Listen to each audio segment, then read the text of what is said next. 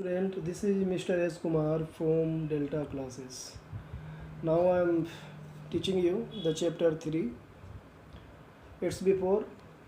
इसके पहले वाले क्लास में मैंने आपको स्क्वायर मैट्रिक्स तक बताया था। मैं फिर से स्क्वायर मैट्रिक्स को लेकर के अपॉन वार्ड्स आपको सिखाने जा रहा हूँ। जैसा कि हम बताए थे स्क्वायर मैट्रिक्स में क्या है स्क्वायर मैट्रिक्स, ये बहुत इम्पोर्टेंट है। सपोज आपके पास एक मैट्रिक्स है m/n ऑर्डर का, राइट। तो मैंने ये बताया था कि स्क्वायर मैट्रिक्स को कैसे पहचानेंगे। When m equal to n, that is number of rows equal to number of columns, that is number rows and columns है आर इक्वल। व्हेन आप बोलेंगे कि जब रो और कॉलम दोनों इक्वल हो, समान हो, तो आप बोल सकते हैं कि वो मैट्रिक्स स्क्वायर मैट्रिक्स है। Number of rose and number of, आप ये भी लिख सकते हो हैविंग इक्वल नंबर ऑफ रोज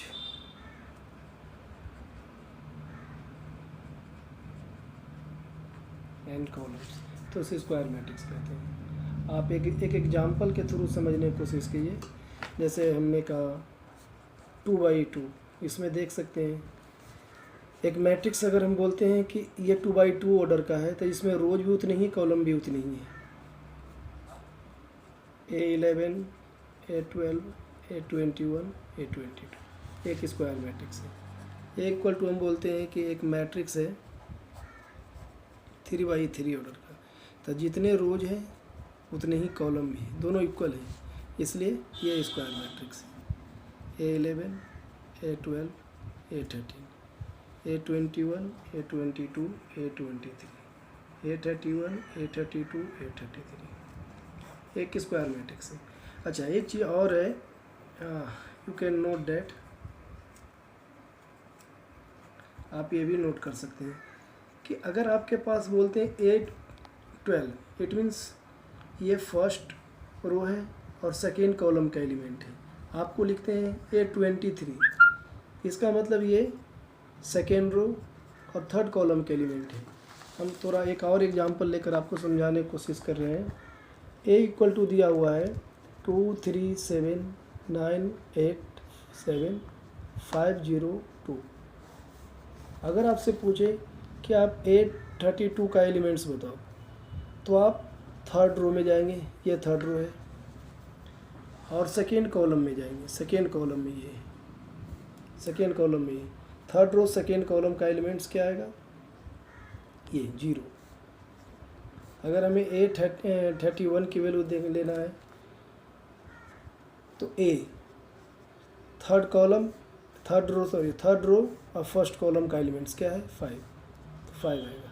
हमें A13 की वैल्यू लेना है, तो फर्स्ट रो, क्योंकि ये यहाँ इसमें है, फर्स्ट रो का थर्ड कॉलम में जाएंगे, फर्स्ट रो का थर्ड कॉलम, ये पहला कॉलम, दूसरा कॉलम, तीसरा कॉलम, ये 7 है। इस तरह से हम इसका मीनिंग भी समझ सकते हैं कि A32 के मतलब क्या होता है।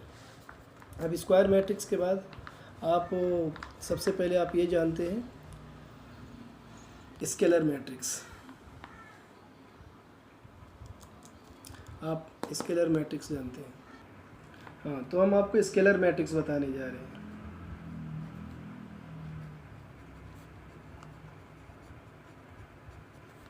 क्या है स्केलर मैट्रिक्स? देखिए, स्केलर मैट्रिक्स जैसे कि आपके पास एक मैट्रिक्स है m/m ऑर्डर का। m/m के मतलब आप देख सकते हैं कि ये स्क्वायर मैट्रिक्स है।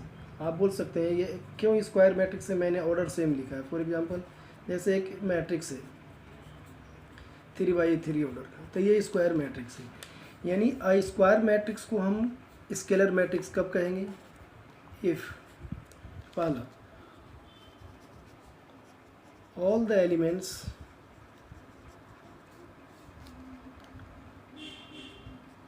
in leading diagonal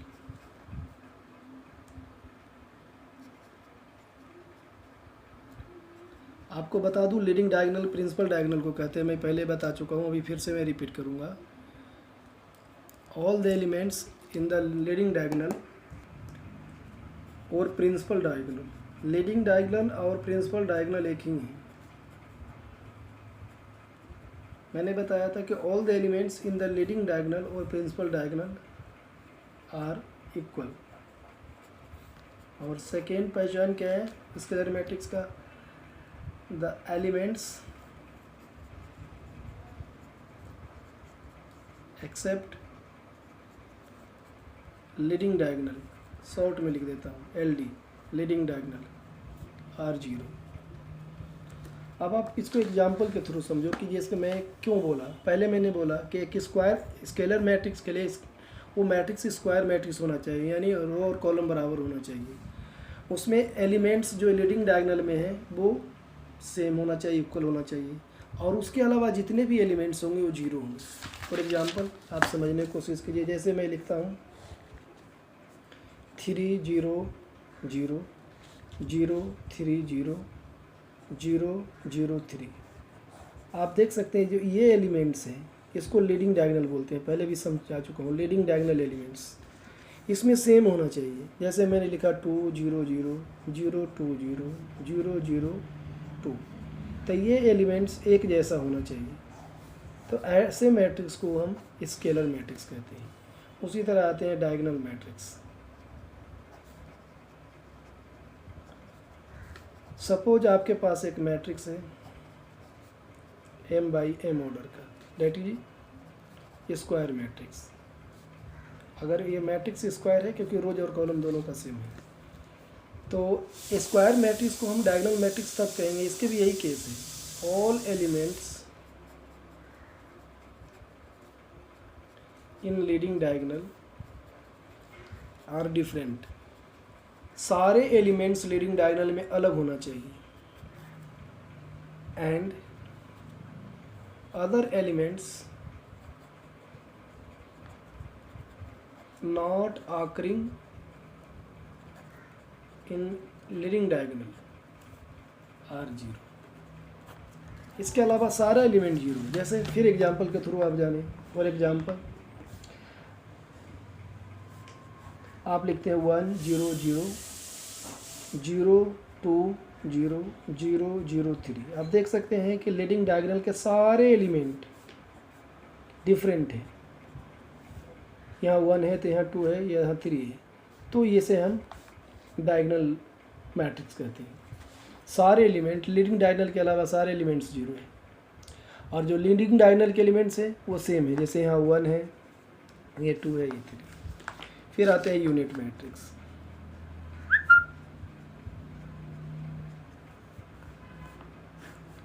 unit matrix, अगर कोई मैट्रिक्स स्क्वायर मैट्रिक्स है, सेम ऑर्डर का होंगे, रो और कॉलम इक्वल होंगे। स्क्वायर मैट्रिक्स को आप यूनिट मैट्रिक्स तब कहते हैं ऑल एलिमेंट्स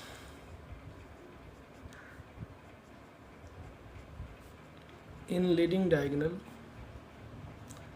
आर यूनिटी, मतलब 1 हो।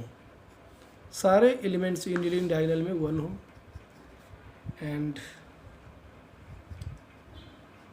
एलिमेंट्स not occurring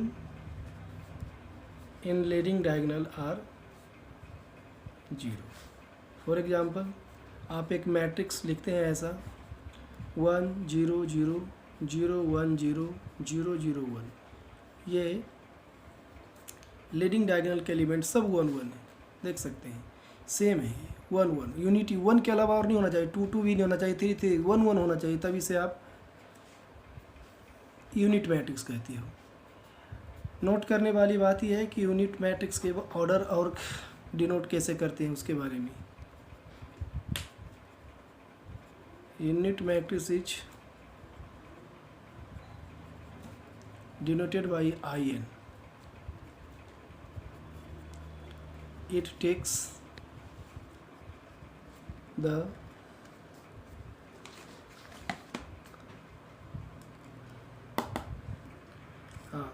मैं ये बता रहा कि था कि इसका जो ऑर्डर है इसमें कैंसिल कर रहा हूँ। आप बोल सकते हो कि जो यूनिट मैट्रिक्स के ऑर्डर के बारे में ये लिख सकते हो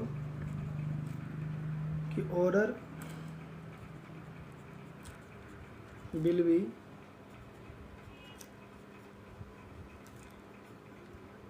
clear from context।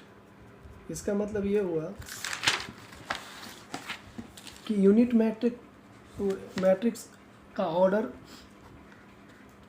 डिपेंड करता है कि वो किसके साथ है, किसके कॉन्टेक्स्ट में, किस मैट्रिक्स के कॉन्टेक्स्ट में। फॉर एग्जांपल आप ये समझो कि अगर आपके पास एक मैट्रिक्स है 2x2 ऑर्डर का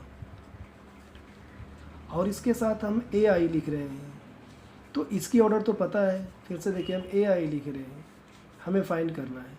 तो A तो गिवन है 2x2 ऑर्डर का मैट्रिक्स है, तो I भी इसके कॉन्टेक्स्ट में है, तो I भी 2x2 ऑर्डर का मैट्रिक्स बन जाएगा 0 1 0। देखिए फिर से देखिए दूसरा एग्जांपल, A इक्वल टू दिया हुआ है हमारे पास 3x3 ऑर्डर का मैट्रिक्स, जैसे 1 2 3 4 5 6 7 8 9, और हमें AI निकालना है।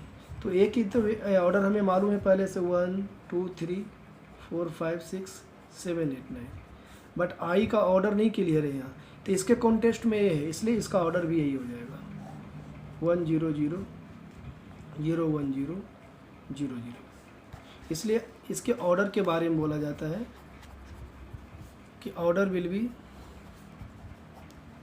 Depend on the context given. जो कॉन्टेक्स्ट गिवन होगा उस पर डिपेंड करेगा इसका ऑर्डर। अगर इसके साथ जो है मैट्रिक्स उसके ऑर्डर ही लेगा। ये आपका यूनिट मैट्रिक्स। अब आपको एक्सरसाइज हम शुरू करने जा रहे हैं। जितना आपने सीखा उसके बेस पर आप 3.1 एक्सरसाइज 3.1 शुरू कर सकते हैं और जान सकते हैं क्या है। आप लोग देख सकते हैं 3.1 NCERT बुक में अपने देखिए एक्सरसाइज 3.1 दिया हुआ है। इसमें फर्स्ट क्वेश्चन आपका जो दिया हुआ है ये है, आप देख सकते हैं इसमें ऑर्डर पूछा है, ऑर्डर ऑफ द मैट्रिक्स। मैं आपको इसी में समझाने की कोशिश कर रहा हूँ। ऑर्डर पता है, 1 रो 2 रो 3 रो, कॉलम 1 2 3 4, तो ऑर्डर होगा 3/4। इसका ऑर्डर 3/4 हो जाएगा। यानी इसके ऑर्डर आप लिखेंगे तो कैसे लिखेंगे, पहला क्वेश्चन जो फर्स्ट का फर्स्ट पार्ट है आप देखिए नोटबुक में, फर्स्ट का फर्स्ट पार्ट को लिख सकते हैं 3/4, मतलब 3 रो 4 कॉलम है। फिर आप बुक में देखिए अगला पूछा है नंबर ऑफ एलिमेंट्स, इसमें कितने एलिमेंट्स हैं। आपको एक फार्मूला बता देता हूँ, आप देखिए इस तरह से कि नंबर ऑफ एलिमेंट्स फाइंड करने के लिए नंबर ऑफ एलिमेंट्स, तो आप इसको मल्टीप्लाई कर देते हैं, रो और कॉलम को मल्टीप्लाई कर देंगे तो खुद ही आपको मालूम पड़ जाएगा 3 × 4 = 12। टोटल 12 एलिमेंट्स हैं, इसमें 12 एलिमेंट्स आएंगे। आप इन दोनों को रो और कॉलम को मल्टीप्लाई कर देते हैं तो आपको एलिमेंट्स मिल जाते हैं। ये आप क्वेश्चन नंबर इसका थर्ड पार्ट देखो, इसमें A13 आप बहुत आसानी से निकाल सकते हैं। आप कॉपी में देखिए, पहले मैं आपको बताता हूँ। A13 पूछा है, इसका मतलब फर्स्ट रो के थर्ड कॉलम में जाएंगे। आप बुक में आकर के देखिए, ये फर्स्ट रो है आपका, ये फर्स्ट रो है, इसका third column, first column second column third column क्या है 19, तो हम लिख देंगे इधर क्या, इसकी वैल्यू 19 है। तो इस तरह से इसके सारे वैल्यू आप निकाल सकते हैं। ये क्वेश्चन 1 का यही सब है, आपको समझ में आ गया होगा। और अब आपको हम ये क्वेश्चन नंबर 2 के बारे में समझाते हैं। आपको क्वेश्चन नंबर 2 बुक में आप देखिए कि बोला है कि आप एक मैट्रिक्स बनाएं, has 24 elements, what are the possible order it can have, what would be the has the 13 elements. अगर इसके 13 एलिमेंट होते तो क्या आते। पहले आपको मैं यहाँ दिखाता हूँ, आप नोटबुक में समझिए। ये नंबर ऑफ एलिमेंट्स इसमें 24 है।